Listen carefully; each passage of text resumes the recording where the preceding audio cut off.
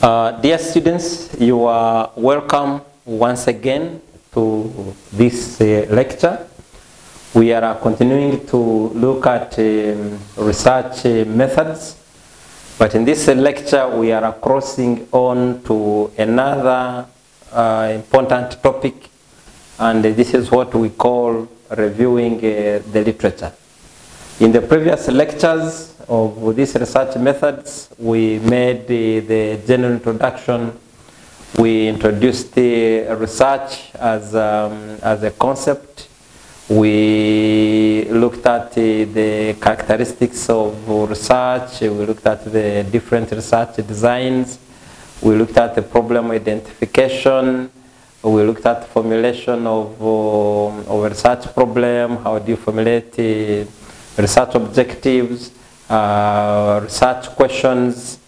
So we looked at those introductory or beginning subtopics. So in this lecture, we are looking at reviewing the literature. And under this topic, we shall look at the introduction and definitions. We shall look at the purpose of literature review. We shall cover steps involved in a literature review. We shall tackle sources of literature review. We shall look at the scope of the literature review, the techniques. What are the techniques, the different skills are required of you to review the literature. So those are some of the things that we shall, engage ourselves with in this topic. So, what is a literature review? When we talk of the literature review, what is it? With the literature review, we mean that you are looking at the previously published works. You are looking at the works of scholars that were published and which are connected to your own work that you are researching on.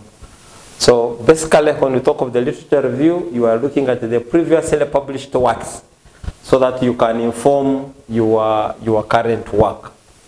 And as you can see, when you are reviewing the literature, gone are those days where you were tied to a library.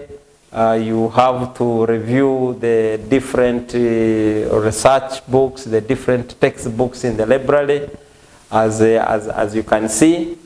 But now with the advancement in technology, now you have moving libraries.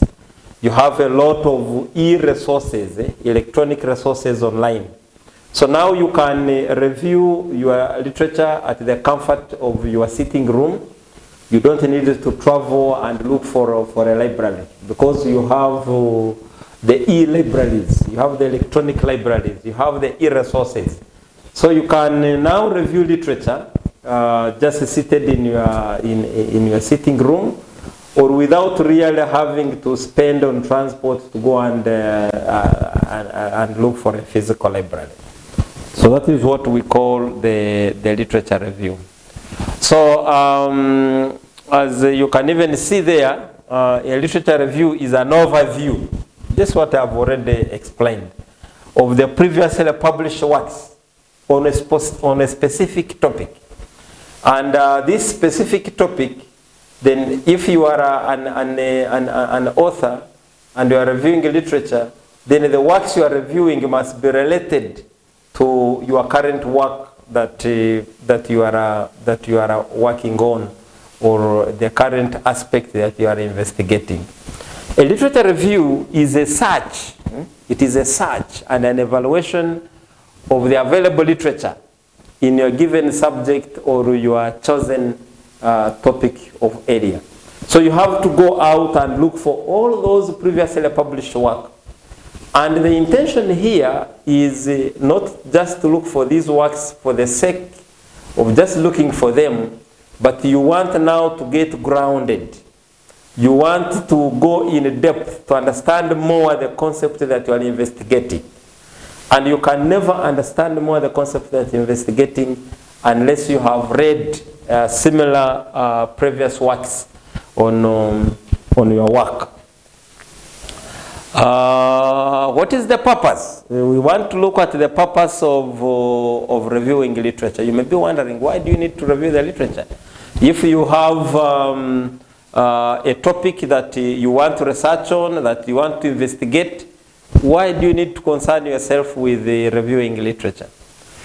Reviewing literature is important for the following purposes. One, the purpose of the literature review is to find out what others have discovered before you begin your investigation. You have to put your work in the proper context, because we say there is nothing new under the sun. And therefore, before you start writing, before you embark on that tedious work of conducting an investigation, then you need to find out what did others do. And what has not been done. There are normally those basic questions. What has been done, what has not been done, and what you are going to do about that. Then two, it helps to ground your study in a particular context of what is known about a subject. Then three, it helps establish a foundation for the topic or the question that they are being researched. So that your work is not just hanging in air, but your work is hinged on the works of other people. And here, as we shall be seeing later on in this lecture, is that as you review literature, then you are going to identify the gaps. You are going to identify what was not done by the previous scholars, and what gaps currently exist, and what you can do about these gaps. So that is very, very important. Now, it helps to inform methodology.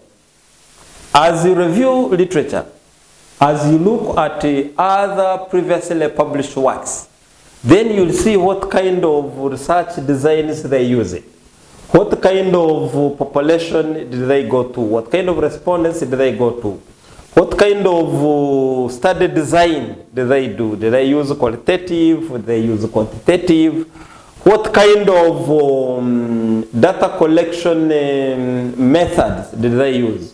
What kind of data collection tools did they use? So all of those are very, very important, because they will inform your own research. So as you read, that means you are also thinking about your own methodology, how you will be able to conduct.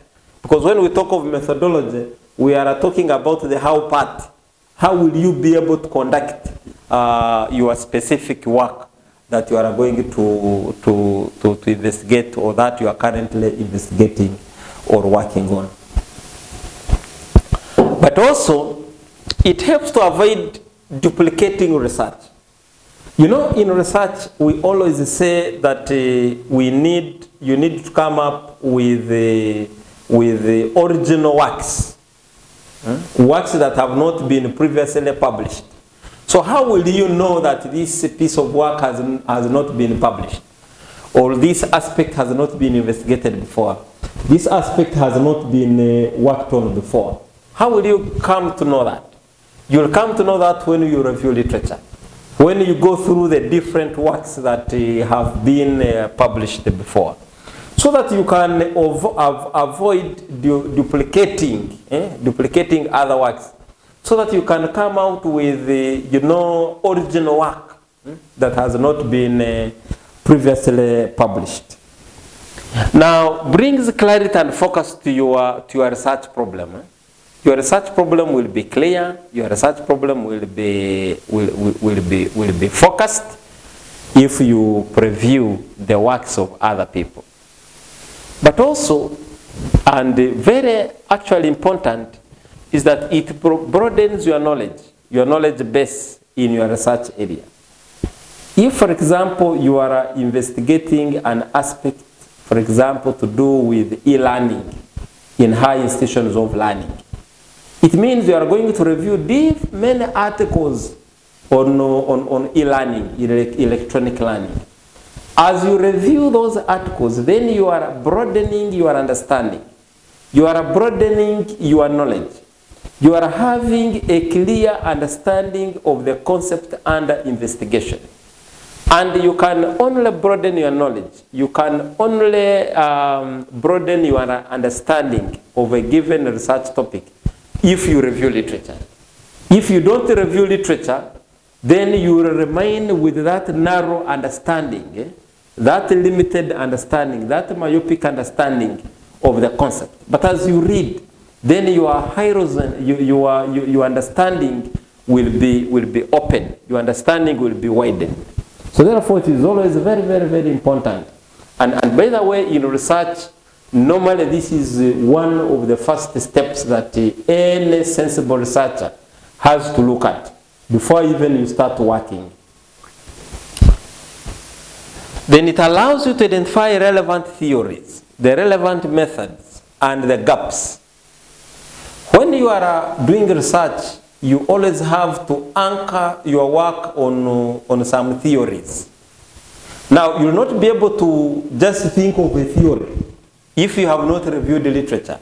If you have not read other people's papers, other people's published works, and you have not seen the different theories that were applied on their work or that were used on their work. But also we are talking about the methods of investigation, the methods of conducting research. All of that information, the gaps, what gaps are there in research? If we just again go back to that example of e-learning, you are looking at e-learning and how maybe it improves academic performance in high institutions of learning. Yes, but what are the gaps now that are there? Because so many people could have written on e-learning. What has not been written about? And what are you going to do about it? You will not be able to get that information unless you have sat down and reviewed the literature. What are the key questions to consider in the review of literature? We have a number of questions that you always have to consider when you are reviewing literature. The first question is, what do you already know in the immediate area concerned? What knowledge is available about this concept, about this problem that you want to investigate? And you know that knowledge that is available. Then two, what are the characteristics of the key concepts or the main factors of the variables? What are the relationship between these key concepts, the factors, and the variables? What are the existing theories? Where are the inconsistencies or other shortcomings in our knowledge and understanding? And inconsistencies can also now lead to the different gaps that are there. The contradictions, what are they? What views need to be further tested? What evidence is lacking, inconclusive, contradictory, or too limited? Why study further the research problem? What contribution can the present study be expected to make? What research designs or methods seem unsatisfactory? So those are very key questions. As first of all, you need to pause as you start to review the literature, as you start an investigation. Now, if these questions are well answered, then it means that your research is now very clear. Your research is focused. You know what you are doing. You know what you are going to investigate. So we can now take a very quick break. And when we return, we shall pick on from here. Thank you so much.